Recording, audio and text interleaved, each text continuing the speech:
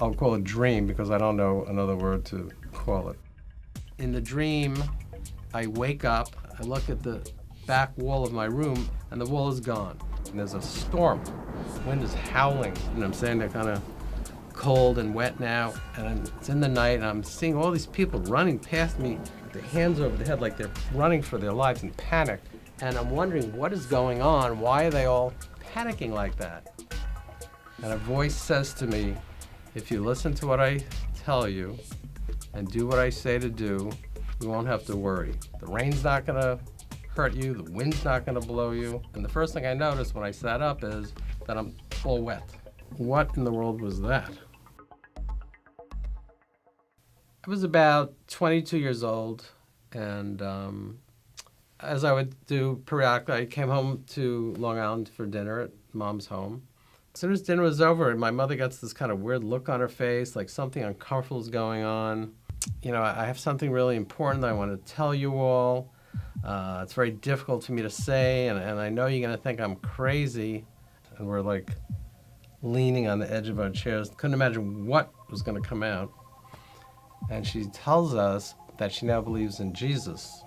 And that's when I like freaked out, and sometimes, oh my God, I don't even know who that woman is sitting there, but I don't know her. That's not my mother. Mom, this can't be. The rabbis have looked into the Hebrew scriptures for thousands of years. If in any way spoke of Jesus or pointed to him, they would know. But they reject him, so it can't be. When dinner was over, the three of us got up from the table wondering, what do we do now? But that night, sleeping in my old room, my old bed, I had a very profound experience that I guess I'll refer to as a dream because I don't know what else to call it. Was that God speaking to me? It was a very peaceful state, as wild and unusual as it was. But I didn't get the whole message of the wind and the rain and listening to him and not having to worry.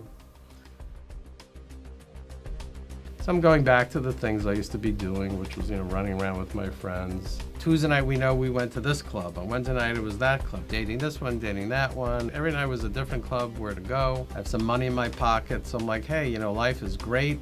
The world is my oyster. And by and by, I'm starting to realize that, it's not quite as much fun as it used to be. Where is this going? I really hope there's something more to life than just, where's the next party, or, gee, is this really it? So that next, maybe 6, 8, 10 months later, I remember it was the summertime, and I came down with mononucleosis.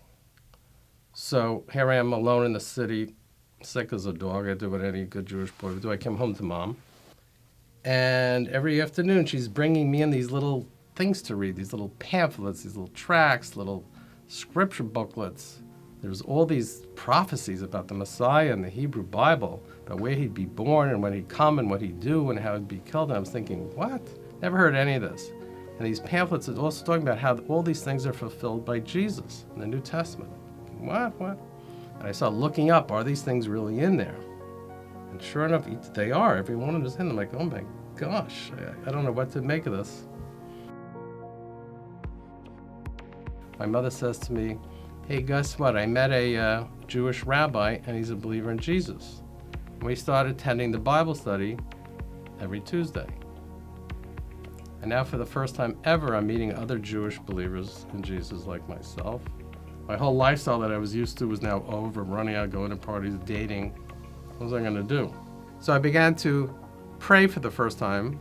And one of the things I was praying for was, God, you need to really show me that this faith in Jesus is real, because look at all I've given up, I'm being ostracized, and life is crazy now. And I'm reading a story in there, and it's Jesus speaking. He says, therefore, everyone who hears these words of mine and acts upon them may be compared to a wise man who built his house upon the rock. And the rain descended, and the floods came, and the winds blew and burst against the house, and yet it did not fall, for it had been founded on the rock. And those words jumped out at me, because I realized that was exactly my dream that I had 17 years earlier. If you listen to what I say and do what I tell you to do, you won't have to worry. this was an answer to my prayer of God confirming that this was all true. Really, I guess for the first time, real peace started to enter my life, that I finally have focused my attention on something real.